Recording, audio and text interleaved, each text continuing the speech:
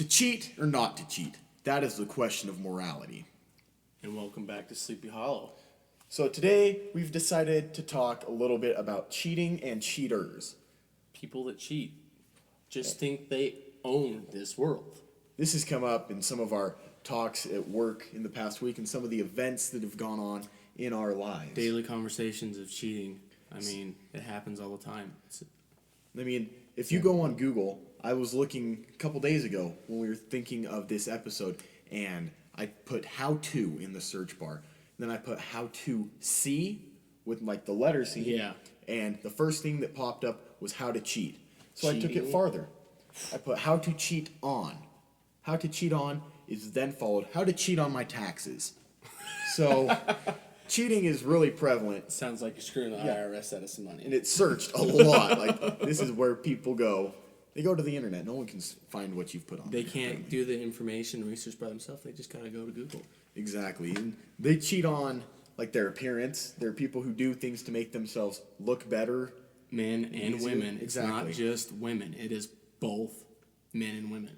Yeah, people do it all the time. So, cheating is a huge part of our lives right now. Yep. Part of everyone's life. In Like- some way it affects you. It always will. So, I was in 5th grade, so that was a while ago. You're a And youngin'. I was in Mrs. Sutherland's class. Mrs. And Sutherland. we had to make a PowerPoint about states, and I think I was doing one on like California, and this was the best. So I remember sitting in my front room on the laptop just typing it out, like, yeah, this is great. The PowerPoint, it was like an all-year project, and I did it in like 3 days. I was like, How do you do a all-year project in like 3 days? you cheat. cheat. I didn't know this was cheating. I was copy and pasting everything from Wikipedia, including the pictures, putting it in, not citing anything, not even changing the words. My goodness. And a 5th grader sounding like I've got like this college level education. I mean, you're sounding like you're the smartest kid in the state. Exactly. And so I turn it in a couple days later. My teacher pulls me out in the hall. She's like, "Did you write this?" I'm like, "Of course I wrote it. I turned it in. I did Lied it on about it as well? Well, look, I told you I didn't understand that this was wrong. Here I thought at you the were an time. innocent kid. I was not. And so she's like, "Did you write this?" No. Yeah, I wrote it. I put it all together. It's on those 10 pages. You have them in your hand. Are you insane? And then she's like, "This doesn't sound like you're writing." Well, no, I put everything in it. But I got it from the internet. And I was then later lectured on plagiarism, how illegal it is, Very. and how if I ever did it again, I would fail her class. So, past that, I have not been caught cheating on homework. There's sharing. Sharing's different than cheating I don't to know. a certain level. I'm pretty sure it's the same thing. Eh. Tomato, Ron. PowerPoint. You cheated on PowerPoint? I did. Well, funny story. My son this week, same thing. He decides to sit there. He can't finish his assignment. So he's like, "Hey, psst, let me borrow your assignment." All right, here's my Borrows the assignment, types it into his computer, right? Finishes it, turns it in. Teacher goes, "Huh, that doesn't sound like him." Approaches him about it. Says, "Did you cheat on this?" "Yeah, I copied so-and-so's PowerPoint." He knew he was cheating. I did not. He confessed right away, unlike some other people. I confessed in the conversation. The worst part about this is the teacher said he was better off not cheating because he would have got a better score. That's just sad when That just goes to show sometimes cheating always isn't good. it's never good. And that's what we're here to discuss with you today. We have, each of us, 4 other different stories about people who have cheated in life, and it's kind of turned out pretty bad for them. If you cheat in life and you get away with it, we're not going to know, so you'll probably end up pretty good. And if you cheat in life and you're really rich and famous, the whole world's going to know. Exactly. And those are going to be some of the guys here on our list. Boom. To start, I have Ty Warner. Ty Warner, a lot of you don't know, but I'm sure you know some of his work and what he's done. He is the creator of Beanie Babies Toy Company.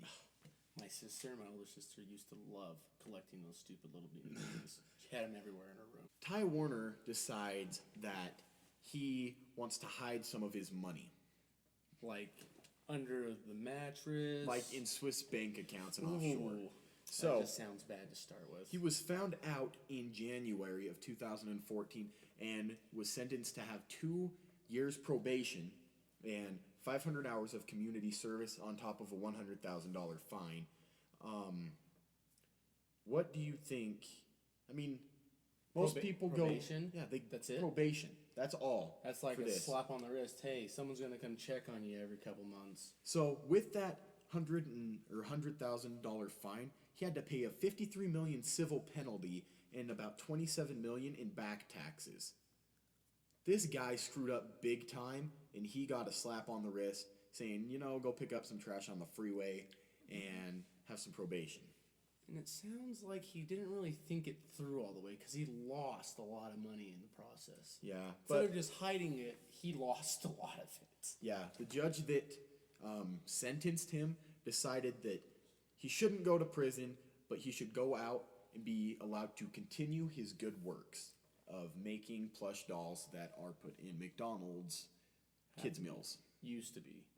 They're not anymore? I don't think they are anymore. I think it's toys now. It's different toys. It's not Beanie Babies. That's pretty sad for all of you who have never had a Beanie Baby toy thing in your kids' meal. I mean, I feel like this could be wrong, but I feel like my sister used to take all of our Beanie Babies if she didn't have one, if we got one in a kid's meal. And she'd be like, oh, I don't have that one. It's going in my collection. I'm pretty sure People that collect happened. those like crazy, and they're worth money, There's some of them. some people that have hundreds of thousands of them worth tons of money, and they won't sell them. They I just don't keep them. understand it, but I'd start selling them left and right. I'd like $100 for that. Yeah, you can have it. Here you go. So here's an interesting one. This lady is a quote unquote here marathon runner. She goes by the name of Rosie Ruiz. Rosie Ruiz. Rosie Ruiz, marathon runner. Okay, this happened in 1980 during the 80s. Boston Marathon. That She is was an infamous race now. very much so. In the female category, okay, she breaks the record for running the Boston Marathon in 2.5 hours. Holy crap. Okay, what is that? 26.2 miles or something like that in the marathon. It's something like that. It's in the 20s. Something in there. A lot of running. 2.5 hours she does this in. Okay, so everyone's like, "Wow, she's a great runner! Oh my gosh, this is amazing." Well, it was later revealed after the race that she disappeared into the crowd to start the race.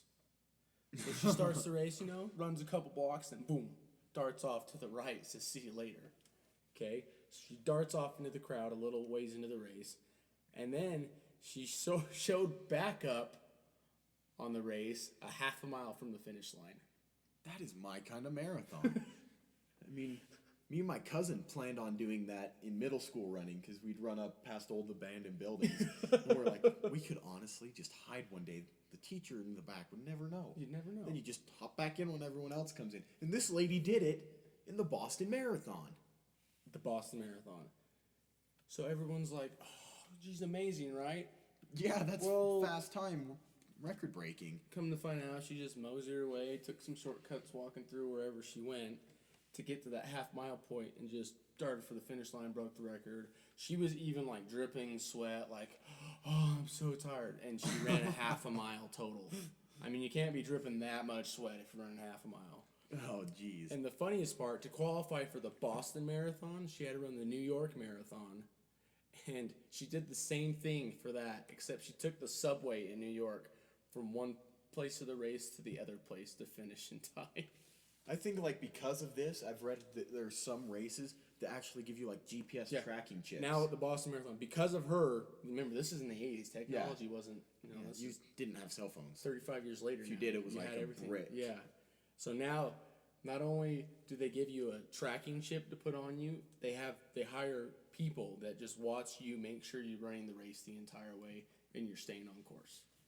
Because This of lady- Rosie Ruiz. Remember this: if you're running the Boston Marathon, Rosie Ruiz is the reason why you're wearing that chip So, Rosie cheats in a race. in a race. Walter decides to go a little bit bigger than most people, so he began his career as a telecommunication salesman at a company called MCI Communications in 1978. So this is back near the 80s again. Okay. And so he begins to be an entrepreneur in like the 80s and 90s, where he invests in other telecommunication companies and he sells them at large profit. So I mean, that's So- pretty good business. So he's man. built his way up the ladder a little bit here. Buy small, You know? sell high. Yeah. So the United States government decides we're going to conduct a investigation into Mr. Anderson's business and some of his activities he does on the side. Sounds like something fishy's going on. So Walter Anderson ends up getting arrested in 2005. So this is what, like 36 years after he begins his career at MCI. Yep. And he was arrested at an airport when he was returning from a trip in London. So he was accused of hiding money in offshore accounts in Panama, the British Virgin Islands, and one other place. I could not find the other place, but there were 3 places that this guy decides to hide his money. Probably in Switzerland. Yeah. People probably. hide money in Switzerland. They're nice people. And I feel like in every movie, it's always a Swiss account. Exactly. It's never anything else. So the companies that he managed reportedly earned $500 million in revenue during a 5-year period, and he was held in jail for over 2 years. So he hides $500 million. That's a lot of money to stash away. Yeah, no How do you- wonder they found you, Walter. That's a lot of money. Just pay the taxes. I don't get it. You're better off paying the taxes. You're going to pay a hefty fine later, people. Exactly, because in 2006 he pled guilty to 2 felony accounts on $500 million That's it. of evading federal tax income, which he failed to report. You don't just fail to report $500 million. Yeah, you don't forget to report that you made that And much. so he failed to report over 126,303,951 of just the year 1998. So, I mean, in 1999 he failed to report $238,561,316. So this guy, This is a lot of money. exactly. I mean, holy And crap. you put inflation on that when he got caught. He's lost it all, plus some. Guess where he was put into prison? What kind of a prison do you think Walter Anderson, the $500 million hiding money secret stashing man, would be held in? What kind of prison? I feel like he wouldn't be held in like a maximum security prison, more like a county jail type of prison. Pretty laid back. Everyone knows each other. Yeah. Everyone's friendly. No one's going around shanking each other. And everyone's just like, hey, man, what are you in for? Oh, I hid some money. Oh, me too. How much did you hide? I feel like it's more like a prison like that. Exactly. He was, after he pled guilty, he ended up just being in a minimum security prison, which I don't get. The guy, $500 million. That's a lot of money. It's too much money to hide. You're going to get caught. Every time. It's like, oh, maybe I forgot to throw in that extra $5 I made at work. They're not coming after me for that extra $5. For $500 million, they're coming after you. Walter wasn't thinking, and neither was this U.S. figure skater. This happened in 1994. You've probably heard of this. Was it the Olympics? This is the Olympics. Everyone cheats for the Olympics. Okay, it wasn't the Olympics yet. It was the figure skating championships to qualify for the Olympics in Detroit, Michigan. Right? You're getting ready to go to the world stage of athletes. No, U.S. figure skaters, they're doing pretty well. We're making a name for ourselves in sports. You're at the top of your game. You're going for gold to go for gold again later on, right? So we're in Detroit. This figure skater, she goes by the name of Tanya Harding. All right? She had a very bad arch rival. We know how rivals work. You don't like each other. You fight a lot. You do what it takes to Football, win. basketball, tennis, golf, Hockey. ping pong. Ping pong, of course. Curling. You got to have a rival. There's always going to be a rival, okay? Well, Tanya Harding's rival was Nancy Kerrigan, Nancy. all right? Well, Nancy must have been a lot better than Tanya because Tanya did something very dramatic. She hired someone the night before the competition when they were doing their practice rounds. The killer. No. No. Close. I watched this story on ESPN one time as well. She walks out of the ice rink. So she's walking out of the ice rink, to the back tunnel of the arena. Yeah. They're in, okay?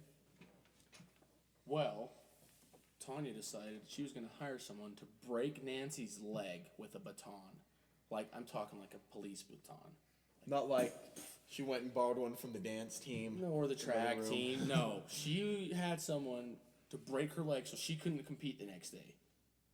And denied the whole thing. That qualifies for the Olympics. They qualified her for the Olympics.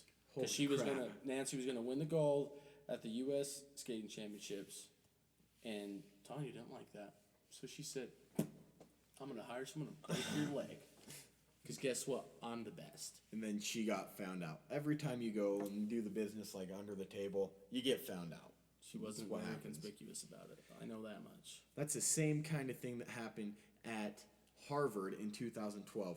So, approximately 125 Harvard students got caught cheating on their final take-home exam for the spring semester 2012, the edition of Government 1310, Introduction to Congress. You don't give college kids a take-home final. They're gonna cheat. They're asking for trouble. The teacher says, "Here, I want to get you in trouble. You can't expect Take it home." someone college, elementary, middle school, high school. You can't Any have them level take of a education. test home and expect them to not cheat, not to Google the answers. They're not going to go sit in a room alone with themselves and just like paper and pencil the whole test They're out. not gonna turn around in the corner and say, "I'm gonna do this test right." They will not have that amount of honesty and integrity. Harvard. It's 125 Holy kids. crap. So I don't care what university you're at. they go and they do this, and there was 125 kids were found out of the 279 that were in the class because a teacher that was teaching the class noticed some similarities between a small number of the exams, a small number meaning small like number? half of the exams. Yeah. They took all the exams to the college administrative board at Harvard, and they went over all the exams and saw, hey man, these all look the These same. are very closely worded here. And so these kids all got in trouble for it. I don't know what their punishment was, but you cheated at Harvard. I wonder if they got put on like school probation, because that happens in college. I can't believe You they get did on that. school probation, and basically you have like, what I think they call it an advisor, a school advisor. It's basically your tutoring partner saying, hey, he has to babysit you to get all your grades up and do the right things in school. I bet they have one of Harvard. those, or some of them probably just They don't have 125 Got different kicked out. advisor partner study buddies. they might. It's Harvard. There's a lot of kids there. So they got caught. They got caught. Who knows what they got punished by? You're always going to get caught. Some people don't always get caught, such as this fellow by the name of Diego Maradona. Diego. Okay, we're going to the World Cup soccer stage here in 1986. Argentina versus England. Okay, Argentina takes soccer as serious as So, England takes yeah. their tea. and England takes it serious as well. They're over in Europe. Soccer's huge, right? Football. It's football. That's where soccer came from, England. Yeah, it came from England. Even though they call it football. There's Yep. just a little fact for you guys. 1986 World Cup, second half of the game, right? Argentina's not scoring, England's not scoring. You know, soccer, it's back and forth, a lot of running, a lot of The kicking. whole game. The entire game. Like 4 points. Okay, well, this guy, Diego, decides, I'm going to take this game in my own hand. His buddy on his team kicks him up a header, right? So he's like, oh, he goes up to head it. As he goes up to head it, he sneaks his hand in, grabs it. He must have some pretty death-like grip to catch a ball getting kicked at him. Catches it, throws it in England's goal to score. Dude, you're gonna get caught. But this is before instant replay, because this is like the Refs 80s, didn't right? see anything. It's 1986, so the refs didn't see anything. There's no review. Yo. The entire stadium saw it, and obviously the goalie, because he's Yeah. staring right at him. And they're like, hey, you can't do that. And the refs didn't see it, so they couldn't reverse the call. And this is Argentina that cheated? Yes. Wow. I mean, he was probably a hero. In Argentina, heck yeah, I bet they erected like a monument statue public Yeah. park to this guy. I mean, Argentina just went to the World Cup finals this past World Cup, right? So Yeah. they take it serious now and then. And And then Diego just Diego's like, you know what? No one's going to score here, so I'm just going to do this by myself. I wonder if he like with basketball followed through with his wrist. I'm sure Just he let it did. hang there, fade away. You know what? He probably threw the wrist into it, but did a somersault. Oh yeah, I'm catching myself. Yeah, he's I just did not catching just throw himself. that ball. He's falling, right? That's why his hand was extended out. So Diego cheats here in a international sport. We have a guy here, the most famous cheater person. Call it like a cheating scandal. Yes, because think it is the that's- most famous. If you don't know about this, You're probably born Yeah. past the 2000s. easily. So this happened. Everyone should know this in 1998. So 98. 98. I know 90s, like pre-2000s is where all the cheating went on. From This is every where the story we've juicy- heard. Yeah, the juicy stuff was happening before Yeah. the 2000s. Everyone gets prosecuted in Yeah. the 2000s, but Yeah. they really made their crimes in the 1900s. So, President Clinton, everyone knows of the Clinton scandal. He had an affair with a White House worker, Monica Lewinsky. Now, you think he had an affair, all right, they slept together once, whatever. No, this happened on 9 different occasions, and of 7 not 8, 7 of the occasions, his wife Hillary was in the White House while he was having the affair. I feel it's like it's past the affair stage into a relationship. Yeah, it's like the "you're my wife" on the side. Yeah. And then she passes Hillary in the hall like, "Oh, This is how my are you doing? This Mrs. is my Clinton?" wife during the day, but when I'm bored at night, this is my other wife. Exactly. And the best part of this entire scandal and affair that goes on is what he said, because he denied it, and there was no way this did not happen. Deny. He just denied That's all it. he did. He ended up admitting it later. But in his State of the Union address in 1998, This is a huge stage. it is. Everyone watches the State of the Nationally, Union. he goes on, and the video quality of this is awful, but Like it's 98. it has to doesn't be. it doesn't beat what he says. He says, but I want to say one last thing to the American people. I want you to listen to me. I'm going to say this again. I did not have sexual relations with that woman. Miss Lewinsky and I never told anybody to lie. Not a single time, never. These allegations are false, and I need to go back to work for the American people. Those false allegations were true. Exactly, Mr. Clinton. You had an affair.